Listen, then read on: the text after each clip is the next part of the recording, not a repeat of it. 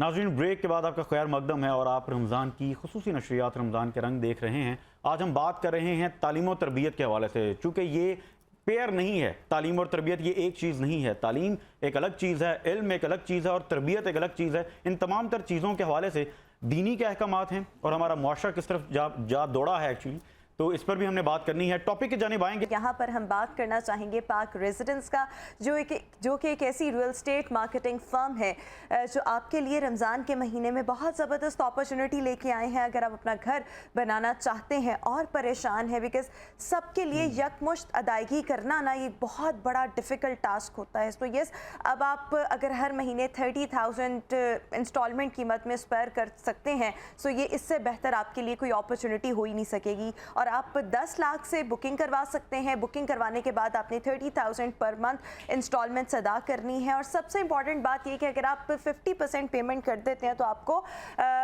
जो घर है उसका पोजीशन जो है वो फौरी तौर पर दे दिया जाएगा। आजकल महंगाई इतनी ज़्यादा है और ये एक ऐसी नेमत है, जब हम घर की बात करते हैं इसका अंदाज़ा सिर्फ वही लोग कर सकते हैं या तो जो रेंटेड हाउसेस में रह रहे हैं, जो अपार्टमेंट्स में रह रहे हैं, यानी उनके पास रहने के लिए अपनी कोई जगह नहीं है। सो यस, अगर वो लोग अपना घर बनाना चाहते हैं और वो घर की नेमत से महरूम है, अपने छत की नेमत से महरूम है, तो उनके लिए पाक रेजिडेंस एक बड़े लिमिटेड टाइम ऑफर है। और पाक रेजिडेंस आप सब के लिए बड़ी ज़बरदस्त अपॉर्चुनिटी लेके आया है कि आप रमज़ान के महीने में अपना घर बना सकते हैं। और बड़ा इंपॉर्टेंट पॉइंट जो हमने बताना है और वो ये है कि जो हम बैंक से लोन लेते हैं उसमें फिर सूद की एक शरह ऑब्वियसली आ जाती है और वो बहुत ज़्यादा होती है। हमने उससे भी बचना है। पाक रेजिडेंस के प्लेटफॉर्म से ये भी एक ऑफर है कि आप इंस्टॉलमेंट्स पे जो हाउसेज लेते हैं उसमें सूद नहीं है। लिहाजा आप रब्ता कर सकते हैं पाक रेजिडेंस से। अपने ट्रांसमिशन का सिलसिला आगे बढ़ाएंगे। हमें ट्रांसमिशन में ज्वाइन किया है कामरान उस्मानी साहब ने, जो कि प्रेसिडेंट यूथ अलायंस हैं और सदर यूथ विंग जमहूरी वतन पार्टी हैं। कामरान साहब अस्सलाम वालेकुम। वालेकुम। कैसे हैं आप? खैर ऑफिस से हैं? अल्हम्दुलिल्लाह। रमज़ान कैसे गुजरा? खैरियत से अल्हम्दुलिल्लाह। खैरियत से गुजरा। अच्छा, थोड़ा सा ये बताएं कि जमहूरी वतन पार्टी के हवाले से मैं चाहता हूँ आज बात हो कि इसमें यूथ के हवाले से काम किया जा रहा है, किन लोगों को इकट्ठा किया जा रहा है, मकसद क्या है? बेसिकली जमहूरी वतन पार्टी 30 साल पुरानी पार्टी है। ठीक है।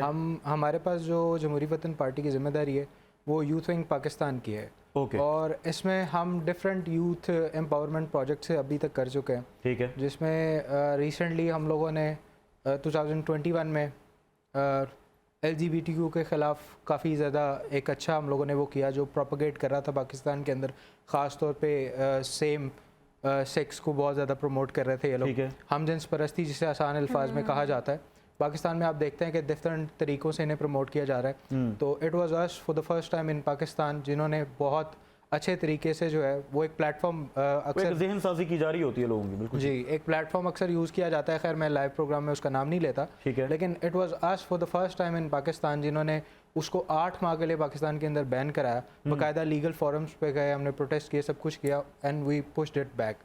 तो उसके अलावा फ्लड रिलीफ ऑपरेशंस थे हमारे एंड तकरीबन कोई 71 से लेके आज तक आप देखते हैं 50 साल गुजर गए। ठीक है। पाकिस्तान और बांग्लादेश में एक जो डिफरेंस था, तो इसमें भी it was us for the first time in 50 years जिन्होंने पाकिस्तान और बांग्लादेश के रिलेशंस को नॉर्मलाइज करने के लिए कॉन्फ्रेंसेस की और पब्लिक सेमिनार्स किए, बांग्लादेश गवर्नमेंट से कांटेक्ट किए, पीपल टू पीपल कम्युनिकेशन को प्रमोट किया। अच्छा। फिर उसके बाद अब हमारी कोशिश ये है कि पाकिस्तान और बांग्लादेश की डायरेक्ट फ़्लाइट्स जो हैं वो अनकरीब जो है। आप समझते हैं कि जैसे यहाँ की पब्लिक है, हमने बहुत सारे अपने दोस्तों में भी देखा कि वो मोहब्बत करती हैं, पाकिस्तान का हिस्सा ही समझते हैं, लेकिन पाकिस्तानी, तो वहाँ के लोगों का क्या, उनके क्या तासुरात हैं, वो क्या समझते हैं पाकिस्तान के हवाले से? क्योंकि उनकी बहुत सारे लोगों को हमने देखा कि माइंड मेकिंग और तरह से हुई है, तो उनका अपना कसूर भी नहीं है शायद, उनके क्या तासुरात?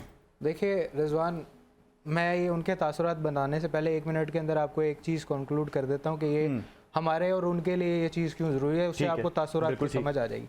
देखिए, बीइंग एज चाइल्ड, आप जब अपने बुजुर्गान के साथ बैठते हैं तो आप देखते हैं बचपन से हमारे जो बुजुर्ग हैं, दादा हैं, जो बड़े हमें बताते हैं जी 47 में 47 में इस तरह हुआ, बाकी इंडिया से हम इस तरह माइग्रेट करके इधर आए, इस तरह के हालात थे, इस तरह कुर्बानियाँ दी, सारा कुछ। स्ट्रेट डाउन टू 71 आते हैं, वो उदास हो जाते हैं। बिल्कुल ठीक। उनका कोई ना कोई दोस्त वहाँ सर्व कर रहा था, कोई डॉक्टर था, कोई इंजीनियर था, कोई आर्मी में था।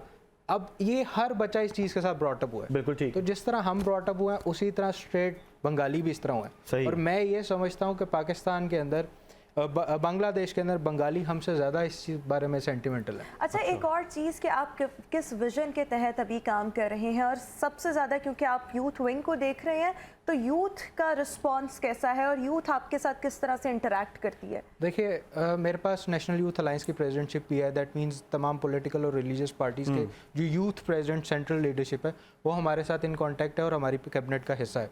हमने सबसे पहले यूथ लीडर से ही पूछा था कि क्या इस कैंपेन को हमें लेके चलना चाहिए, और उन्होंने हमारा सेम स्टांस था। अब आप जो सिंपल कॉमन पाकिस्तानी अवाम है उसकी बात कीजिए, तो हम लोगों ने अलहमरा आर्ट काउंसिल लाहौर के अंदर एक पब्लिक सेमिनार किया था जिसमें बहुत बड़ी यूथ की तादाद थी जिन्होंने इस चीज़ को बहुत ज़बरदस्त तरीके से सपोर्ट किया पाकिस्तान में।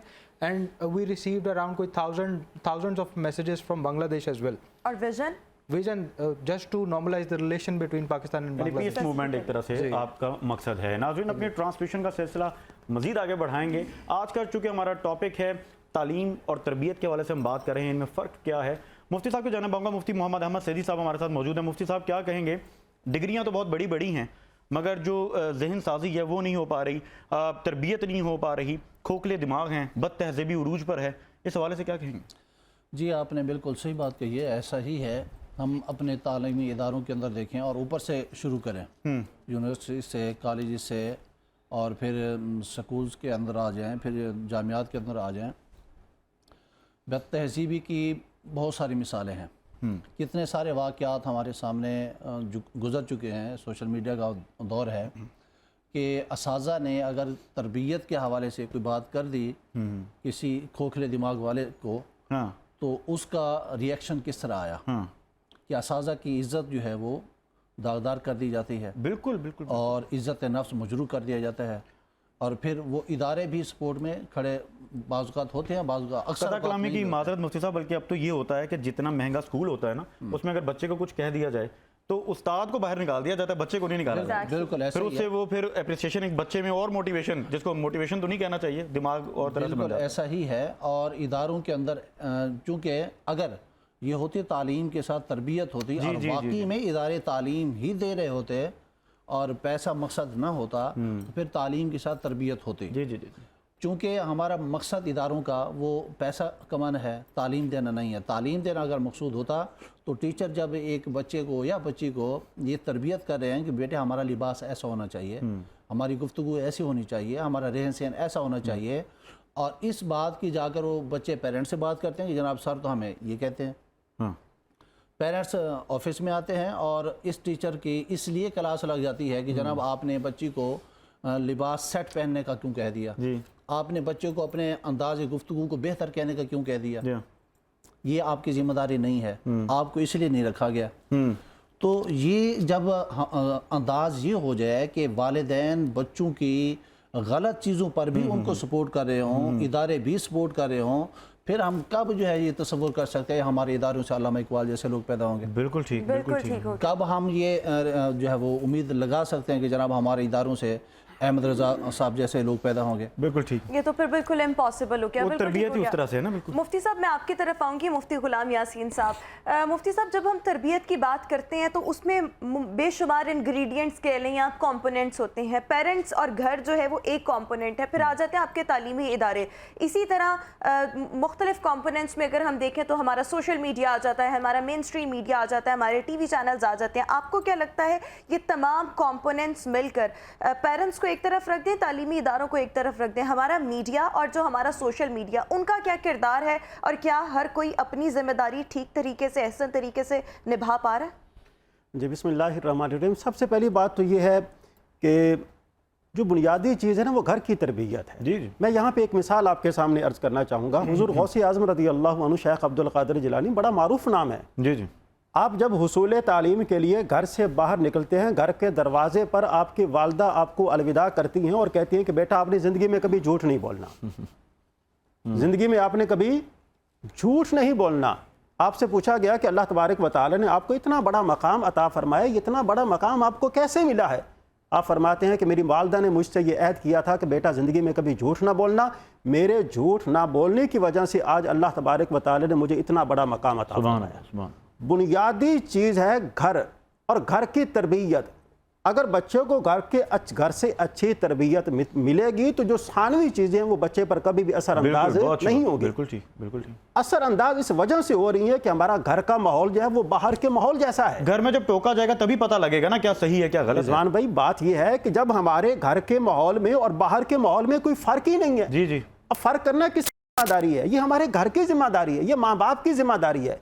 मैं ये बड़े अदब से ये बात आपके सामने अर्ज कर रहा हूँ कि माँ बाप की ये जिम्मेदारी बनती है कि वो अपने बच्चों की अच्छी तरबियत करें और तरबियत में उनको वो अखलाक सिखाएं, उनको मुआशरती बुराइयों के हवाले से आगाह करें, उनको तमीज़ सिखाएं, बड़ों का अदब, छोटों पे शफकत करना, ये सारी की सारी चीज़ें सिखाएं। लेकिन इसमें मुझे लगता है कि आपने बिल्कुल दुरुस्त फरमाया, मेन रोल तो माँ बाप का है, उसके बाद आपके तालीमी इदारों का आ जाता है। लेकिन हम बहुत अरसा पीछे भी ना जाइए, कोई 10-12 साल पहले, 15 साल पहले की बात होगी, हमारा जो स्टेट चैनल या वहाँ पर दिन का आगाज तलावत कलाम पाक से होता था, फिर दुआ बाकायदा चलती थी, फिर वो जो उस टाइम के जो अब तो मॉर्निंग शोज हैं बट उस टाइम के जो सुबह के शोज होते थे वो भी मॉरल्स और एथिक्स पर बेस कर रहे होते थे।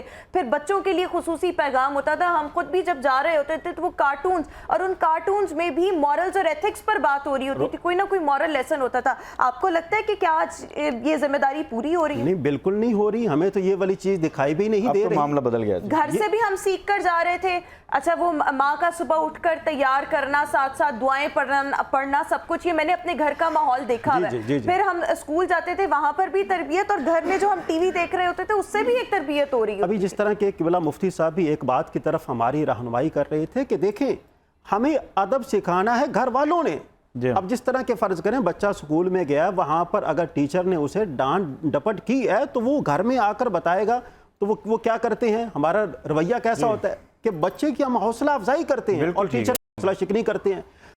पर अगर रिजवान भाई, बात यह है कि जिस मकाम पर एक तरफ एक बच्चा है, दूसरी तरफ टीचर है, तो आप टीचर की हौसला शिकनी कर रहे हैं और बच्चे की हौसला अफजाई कर रहे हैं। वहां पर सोसाइटी के अंदर जनाब कैसा अच्छे और मुहज्जब जो है वो शहरी जो है वो हम पैदा कर सकते हैं। कुछ कहना चाह रहे हैं साहब? यहाँ पे एक चीज़ मैं और ऐड करूँगा, दो बातें। एक तो मीडिया का आपने पूछा था, मीडिया को चाहिए कि हमारे इदारों के अंदर जो पॉजिटिव चीज़ें हैं वो सामने लाएं। बिल्कुल ठीक। हमारे यहाँ होता क्या है, नेगेटिव चीज़ हम लेकर आते हैं जो हम प्रमोट कर रहे होते हैं। जैसे गुज़िश्ता साल के अंदर ये हुआ था, एक बच्ची ने किसी बच्चे को सबके सामने प्रपोज किया, बैठ कर जनाब गुलदस्ता, उसकी फिर प्रमोशन की गई, उसको दिखाया गया। एक चीज़। दूसरी चीज़ ये कि इसी तरह 2 बच्चियों ने किसी बच्ची को मारा, और सबके सामने कोई छुड़ाने वाला नहीं है। ये वो चीज़ है कि जो नेगेटिव हैं और इनको ओपन नहीं होना चाहिए। अच्छा, इसी तरह पॉजिटिव चीज़ें हमारा मीडिया हो या सोशल मीडिया हो ये दिखाए, एक तो चीज़ ये होगी। दूसरी जो बात मैंने गुजारिश करनी थी वो ये है कि ये ज़रूरी नहीं है कि हमेशा उस्ताद अच्छा हो, हमेशा उस्ताद हक पर हो। उस्ताद बाद औक़ात गलती के ऊपर भी हो सकते हैं। जिस मकाम पर बच्चे की तरबियत की ज़रूरत है, बच्चे की तरबियत की जाएगी, और जिस जगह पर टीचर की इस्लाह की ज़रूरत है तो वहाँ पर टीचर को भी इस्लाह उसकी, टीचर जो है वो इंसान है, गलती हो सकती है। अगर टीचर की गलती है तो उसको इज़्ज़त नफ्स मजरू के बगैर समझाया जाए। बिल्कुल ठीक। और अगर बच्चे की इस्लाह की ज़रूरत है फिर बच्चे की इस्लाह। बिल्कुल ठीक है नाज़रीन। और जैसे कि अभी रोमा बात कर रही थी कि बचपन में हमारे कुरान पाक की तिलावत होती थी या वो कार्टून्स लगते थे, तो रोमा तब फेसबुक भी नहीं होता था, तब टिकटॉक भी नहीं होता था, स्नैपचैट भी नहीं होता था, तो इस तरह के मामला। लेकिन फिर भी हमें यही कहना है कि जो परवरिश है, जो तरबियत है, वो घर से ही होती है, तभी सही गलत का पता लगता है। हर प्लेटफॉर्म का, हर मीडियम का सही और गलत इस्तेमाल तो हमारे घर केबल भी नहीं थी, ये तो बहुत अरसा पहले, मुझे याद है इराक में वो जो जब जंग छिड़ी थी तब आके हमारे रोमा बताया जाएगा तभी अंदाजा होगा ना बच्चे को कि क्या सही है क्या गलत है।